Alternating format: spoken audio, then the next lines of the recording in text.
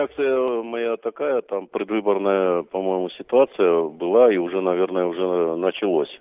Как говорится, так что это похоже на предвыборную риторику. Вот, что касается присоединения к Северной Осетии, это вообще безграмотная постановка вопроса.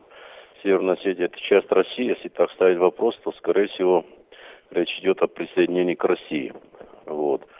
Но, как мы с вами, россияне, знаем, Россия в землях не нуждается. У нас, слава богу, земли много, территория большая.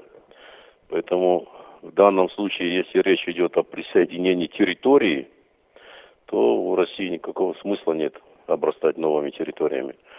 Но вот поскольку это мои братья, и мои братья Стины наконец-то и благодаря именно России обрели уникальную возможность стать государством, которое признано, ну даже если бы только Великая Россия была признана, это уже ну, историческая такая новая веха, о которой там, веками можно было мечтать, и она реализована.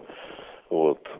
Так что если речь идет о присоединении одного государства, такого как Южная Осетия, к такому большому государству, как Россия, то сначала надо понятие независимое государство Южной Осетии все-таки наполнить содержанием и стать государством со всеми атрибутами. И для этого Россия вообще беспрецедентно прилагает усилия. Так что я бы посоветовал этим политикам в Южной Осетии подумать о том, как историческим шансом воспользоваться, вот, и сделать все, чтобы Южная Осетия стала настоящим процветающим государством. Малые или большие, мы видим маленькие государства, которые весь мир посещает. И вот на это надо потратить усилия.